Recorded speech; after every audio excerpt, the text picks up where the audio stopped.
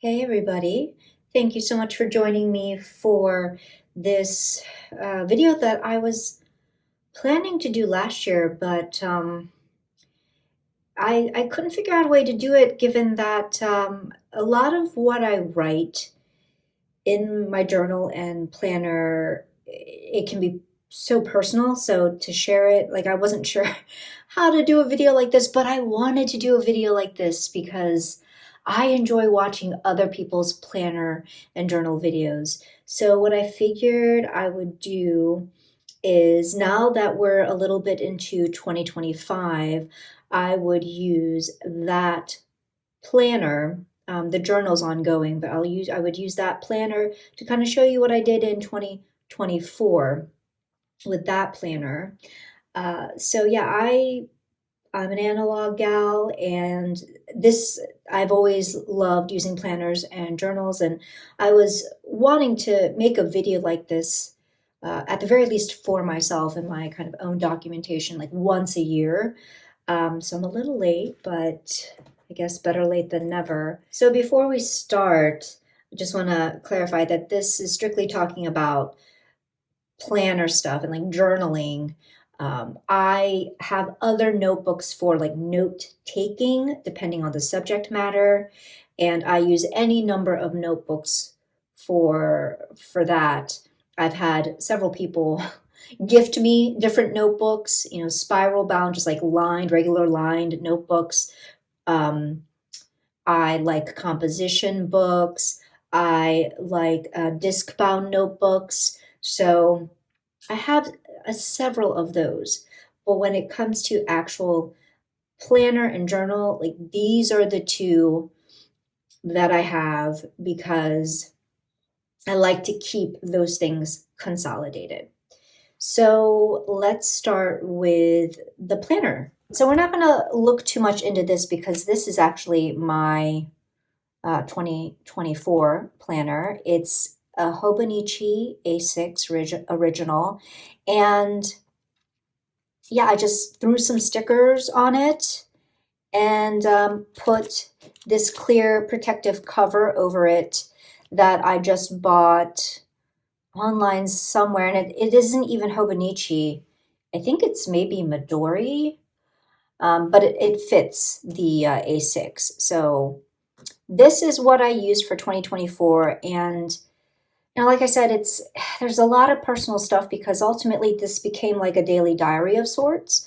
That's one way I was using this, and 2024, some of you may already know, was a complete shit show for me. It was definitely a pretty horrible year. So yeah, a lot of stuff in here is just not, I'm not going to share.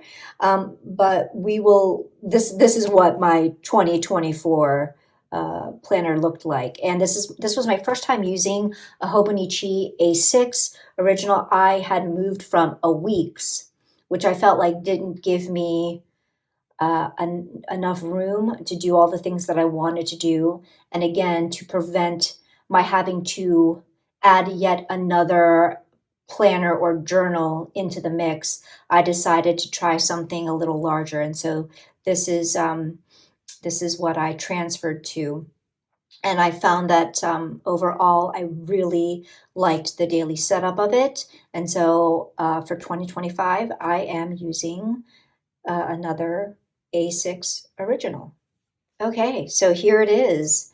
And this time I have a cover, a Hobonichi cover, that is secondhand. I purchased it secondhand. And then there's like a cover on cover. And so this is like from a prior year. And yeah, I'm liking it. I'm liking it a lot. First time, it's very shiny. First time trying it out.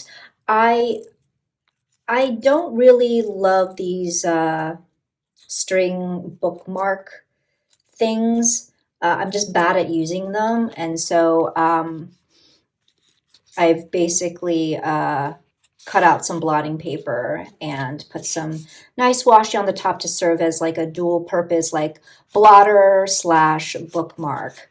But otherwise, I love that these covers have, little pockets and such. So yeah, this is the 2025, and you will see me just throwing any number of stickers in here. Some are gifts from friends. And let's see, this page, maybe zoom in a little bit here. This page I decided to use as a way to track the decks that I'm using every week. And so I did have to draw lines to delineate each week. Well, I didn't have to, but I wanted to, so I could clearly see the separation of weeks. And I would say that's kind of my only complaint with the A6 is that I'm drawing lines to designate certain areas, and that can be tedious, but it is what it is. So, okay, so that's what I'm using this section for. Any decks that I'm using, certain decks that I've used for particular spreads, that kind of thing. And then we'll jump here to the monthly layout. So the monthly page, this is January. I've just been noting, different appointments and holidays and birthdays and things like that, events like that, time off. I've also decided to track how many days I actually do some like Korean language studying, because that's one of my goals, which is to be better about studying my my Korean. And so for each day that I manage to do that, I just give myself like a little stamp. So I don't know if you can see, but they are from the movie Spirited Away. So that's always fun to do. And, I've just thrown some stickers here because, like, for no other reason than to try to use up the criminal amount of stickers that I have. It is insane that I have as many stickers as I do, and yet I have no skill in how to use them.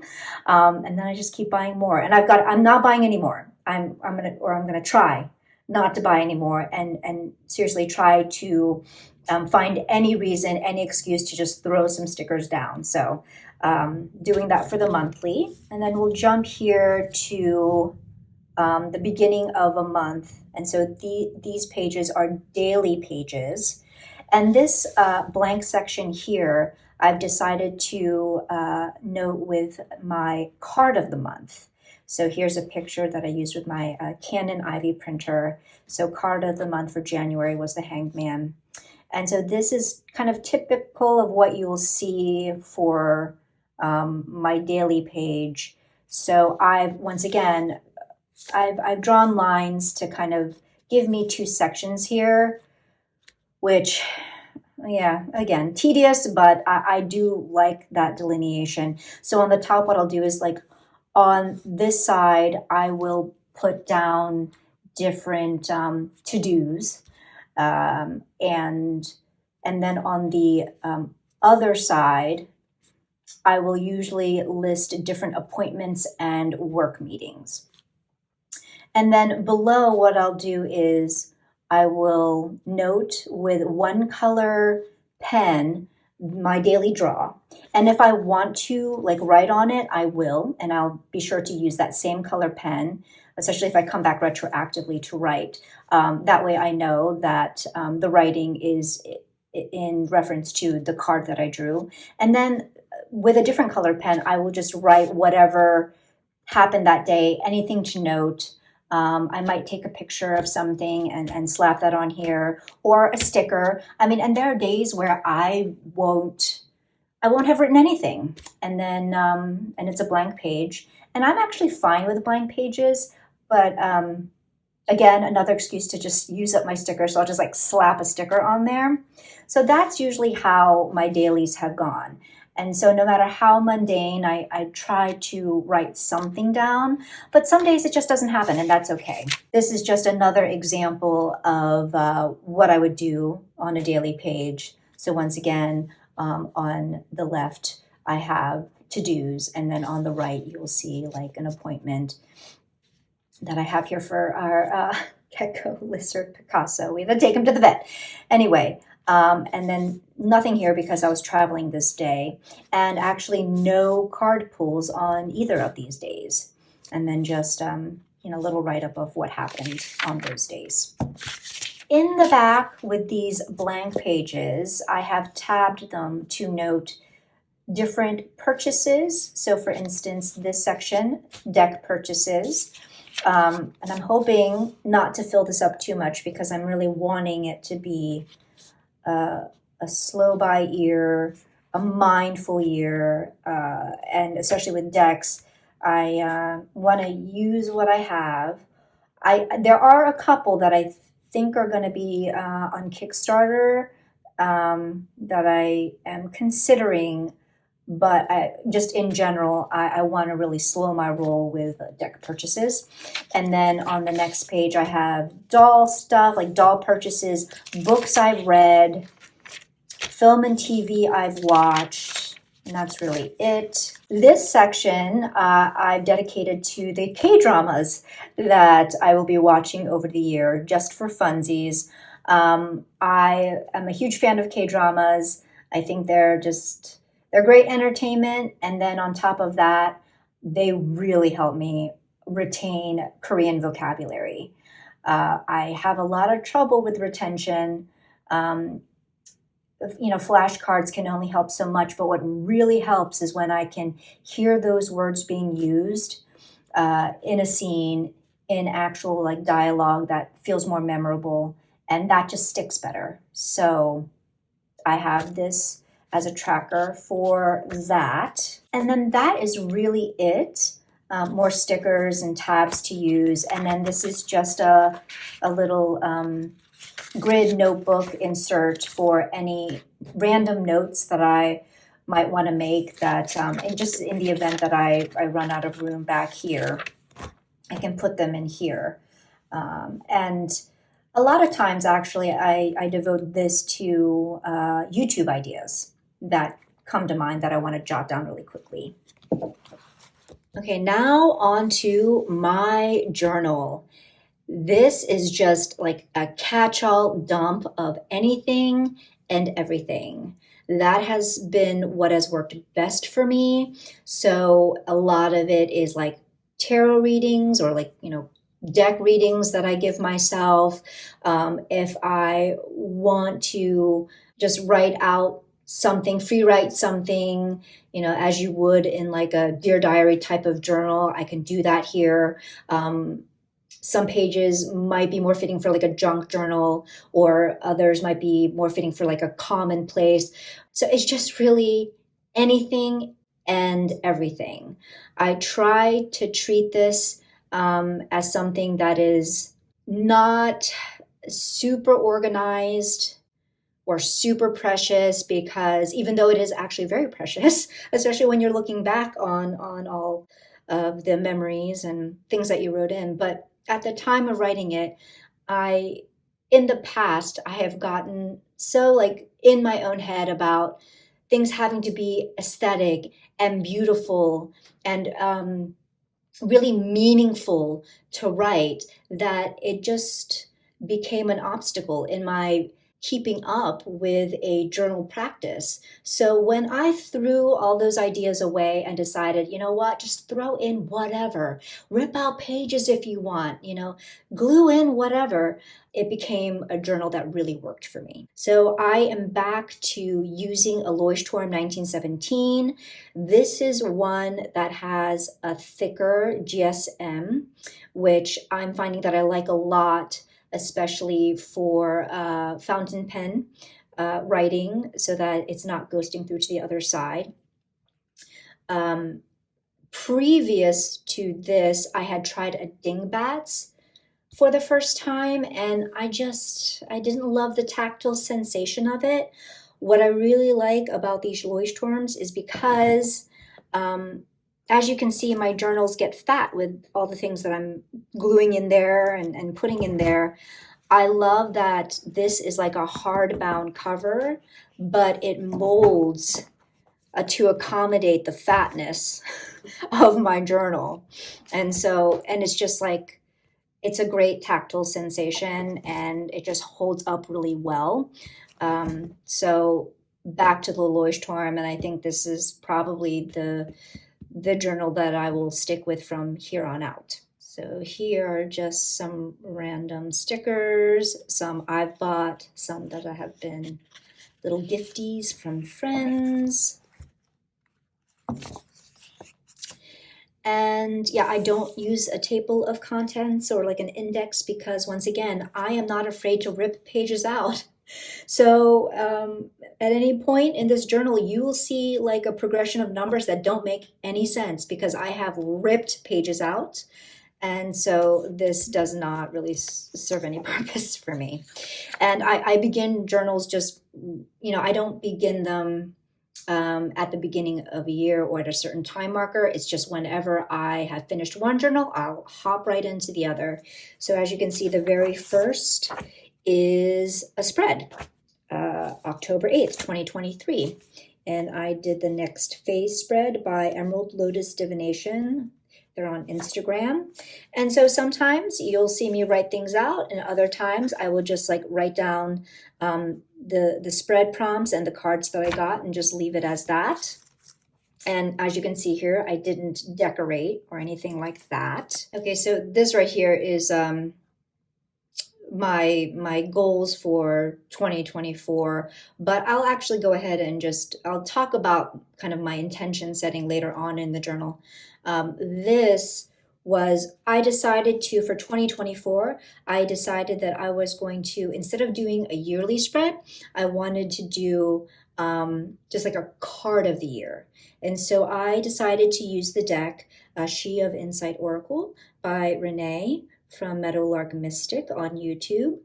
And this is the card that I got, which, given that at the very end of 2023 was when I had the huge tower moment, and then to receive this card was just like, my eyeballs hurt from how hard they rolled seeing this card after suffering such a traumatic loss. And so I definitely really had a hard time with this card. I gave it the middle finger and I kind of put it away for a little bit. I didn't want to think about it. I mean, I did write some takeaways from the guidebook here. And so at the very least I did this, but I kind of pushed it aside for a little bit. But ultimately I did place this card on my reading altar the entirety of the year. Yeah, this was a hard card, not an insignificant or inapplicable card. It was definitely an applicable card for the year. It was just really hard to be receptive to the message of this divine feminine given all that I was going through. And for that very reason, it was probably a very important card to receive. This is an example of like a monthly recap layout that I would do, where I would just kind of do like a collage of different memories and events that happened in that month. But because I moved over to the Hobonichi A6 and started putting pictures and such on the daily pages, I found that this was something that I didn't have to do anymore. And I don't miss it. I mean, in retrospect, it's nice to come back and look at pages like this, I guess, but the act of actually creating these pages, honestly, I can't say I miss doing this. So I'm very happy that, again, the A6 gives me the room to note these memories and these events on those pages as they happen. And then this is just personal writing, and a lot of times I like to use these, I don't know what they call them in journaling. Are they like Dutch doors?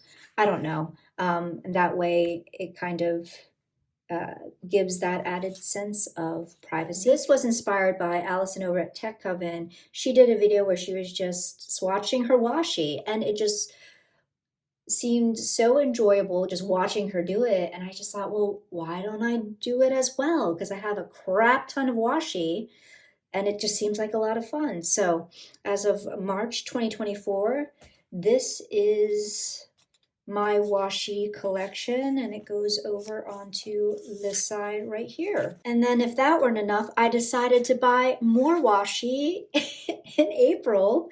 And so here is my washi haul from that month. Again, it's pretty bad that like I buy these stickers and I buy all this washi, and yet I really don't have much skill in how to use them to make these like beautiful aesthetic layouts, you know? So I really need to slow my roll with like the washi and the stickers. So this is uh, a reading that I gave myself using the Endless Oracle. A friend sent it to me as a loaner to see if I would get on with it. And so this is one of the spreads that I did. And yeah, I'm not opposed to, flipping the journal around in orientation and writing like this. It's a lot of fun. This is a page where I have noted all of the birthday presents that I received. I do this, as I've said in other journaling videos, not so much to focus on the material, but just more in acknowledgement and in gratitude of people who have thought of me. And it's also just a great reference for the times when like I can't remember who got me a certain thing, and then I can just look back in my journal and find out. So this was my gift to myself on my birthday. I purchased a tarot reading with Kellyanne Maddox, and she used the Cosmic Slumber Tarot, and it was a very meaningful reading. And of course, I journaled about uh, her interpretations here. And yeah, this almost convinced me to buy the Cosmic Slumber Tarot because the reading was just so poignant and meaningful. But then I realized, oh, I think this is like a liminal 11 deck, and their cardstock just isn't for me. This is just another example of random shit that I put in my journal. So this is a coloring page. I love to color. I find it really relaxing, as long as like the coloring page itself isn't too detailed. um, but this, Benabel Wen had provided, I want to say maybe one of her newsletters or maybe a blog post. I can't remember, but this was a coloring page from one of the cards in her Spirit Keepers Tarot. And then just a little note here from a friend. And I love using these corner pockets. You can usually find them in the scrapbooking section at a craft store. That way you're not permanently pasting the card in. You can take it out if you want to. So this was a reading from Rumor Haven. We did a collab video together talking about her awesome deck, Fool for Tarot. So of course, we had to do a reading from the deck. And then she ended it with an optional oracle card. I can't remember the name of this oracle. I think the creator is Syrian Shadow, but someone please correct me if I'm wrong. So if you want the details of what this reading was about, you can go to the video because that's where it's all laid out. I will try to remember to leave a link for that, but it was a lot of fun. Read for filth. So now we're moving toward the end of the year. I decided to pull my card for 2025 once again. Instead of doing a yearly spread, just a card of the year from the She of Insight Oracle. And this time I pulled Erin, She of the Secrets. And I just took some notes from the guidebook. So it'll be very interesting to see how this pertains to my ear. I have an inkling, but I could be surprised. Erin could surprise me, so we'll see. And then I did do this in 2023. Once again, did it in 2024, where I did a year in review. And I think the way I structured this was actually inspired also by Renee from Meadowlark Mystic, where I would detail, the good, some of the highlights of the year, which And when I looked back, I realized there were some great things that happened amidst all of the pain and the loss. There were some nice moments. And then below we have the not so good. So I did take some time to just list out, bullet list. That was a bit of a longer list, not gonna lie. And then as part of my reflections, I went on to relist the intentions that I had for the prior year. And then I would just kind of either check them off as my having successfully completed that intention, or just leave the little box unticked and write a little bit as to why that intention wasn't successfully completed or actualized. And then on this page, I wrote basically just it was a free write, of reflecting on the year overall. So just some journaling. Okay, goals for 2025. See, like, how do people do this? Like, because I feel like I don't really show very much because it's all personal, but I can tell you, like I did for previous years, for my goals and intentions, I divide them into different categories. So there's the physical, and then there's the mental, there's a divination, and then there's like creativity wild card. So I will say that one of my intentions for the physical category, is that I want to try to cook more. And I think I gave myself a goal of like at least, two home cooked healthy meals, um, a week, because your girl does not like to cook. She does not like it. But I do want to be more mindful of what I'm putting into my body. So that is one physical intention that I have. For the mental category, I think I wrote down, studying more Korean, and I think it's like, at least 10 minutes for a minimum of 4 days a week. And then another one is that I want to go on a big vacation. Get away, de-stress, find time to relax and rejuvenate. Already with, just the US being in the state that it's in, and my job situation being in flux, and my not knowing where I'm going to be job wise, that might have to change. But it would be nice. And then for tarot and divination, the one intention that I have is that I do want to write my own little guidebook for the yokai playing deck. So this is the playing deck that I'm talking about. It was a lovely gift, and it's just like this cool deck full of different yokai. And I don't know how to read playing cards, but I could totally see this, being just, I could use it as an oracle, with all these different images of these cool and funny and sometimes creepy yokai. So I would like to kind of research each one and then create my own guidebook. Okay, so next category, okay, I can share this. Next category, creativity wildcard. So my one intention is to create at least one doll custom. So you may or may not know that I am a doll collector, and I, in the last couple years, have dabbled in doll customization, and I've really enjoyed it. And so I still have different parts to make a doll, actually to make maybe two dolls, even two or three. Yeah, so I would like to at least make one by the end of the year. And then finally, I've written here, learn or try something new.